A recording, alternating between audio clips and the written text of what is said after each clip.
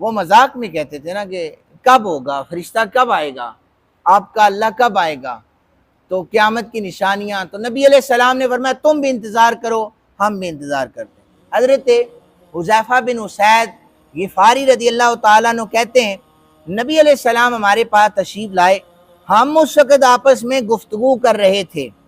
آپ نے پوچھا تم کون سی باتیں کر رہے ہو، کیا گپ شپ ہو رہی ہے؟ تو وہ کہتے ہیں کہ ہم نے عرض کی کہ آقا ہم قیامت کے بارے میں تذکرہ کر رہے ہیں.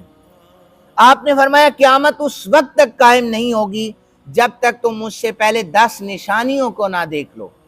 سید عالم صلی اللہ علیہ وآلہ وسلم نے فرمایا کہ قیامت میں ایک دھواں ظاہر ہوگا.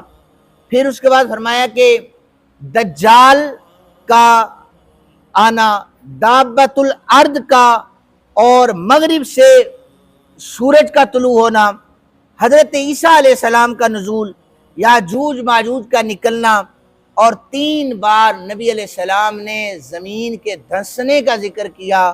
ایک مرتبہ مشرق سے دھسے گی، ایک دفعہ مغرب سے دھسے گی، اور ایک دفعہ جزیرہ عرب میں زمین دھس جائے گی، اور سب سے آخر میں یمن سے ایک آگ نکلے گی جو لوگوں کو دھکیل کر مشرق کی طرف لے جائے گی. نبی علیہ السلام نے فرمایا یہ نشانیاں ہیں، اور جب تک یہ نشانیاں پوری نہیں ہوتی تب تک قیامت قائم نہیں ہوگی.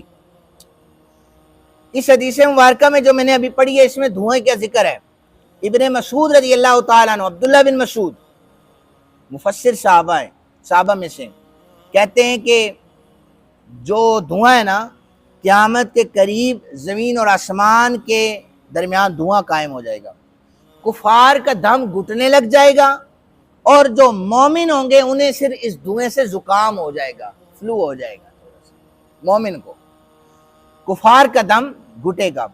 آپ نے فرمایا، عبداللہ بن مسعود کہتے ہیں کہ چونکہ قحط سالی کے دور میں کفار مکہ پر بھی ایک قحط آیا تھا جس میں درمیان میں دھواں آ گیا تھا، تو وہ بھی پریشان ہوئے تھے. عبداللہ بن مسعود کہتے ہیں یہ دھواں ابھی تک نہیں آیا، وہ نارمل تھا.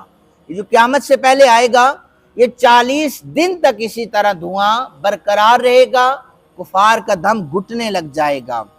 فَارْتَقِبْ يَوْمَ تَأْتِي السَّمَاءُ بِدُخَانٍ مُبِينٍ، سو آپ اس دن کا انتظار کریں جب آسمان سے واضح دھواں سامنے آ جائے گا.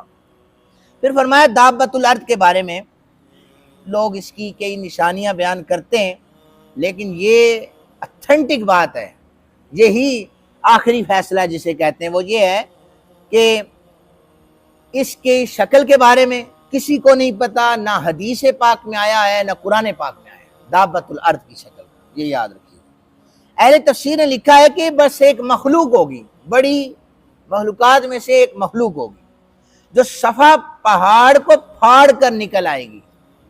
پھر یہاں پر اختلاف کیا ہے مفسرین نے کہ یہ بھی نہیں پتا کہ صفا پہاڑ سے نکلے گی یا کہیں اور سے نکلے گی. اتنا فرمایا کہ کوئی شخص اس سے بچ نہیں سکے گا، یہ مومن پر نشان لگائے گا، اس کی پیشانی پر مومن لکھا جائے گا، کافر پر نشان لگائے گا، اس کی پیشانی پر کافر لکھا جائے گا. پھر میں نے عرض کیا ہے کہ شکل و صورت میں اختلاف ہے، کیسا ہوگا؟ کسی قسم کی کوئی حدیث مرفوع اس حوالے سے نبی علیہ السلام سے ثابت نہیں ہے، صرف اس کا ذکر ہے دابت الارض ہوگا اور وہ اس طرح لوگوں پر نشانیاں لگائے گا.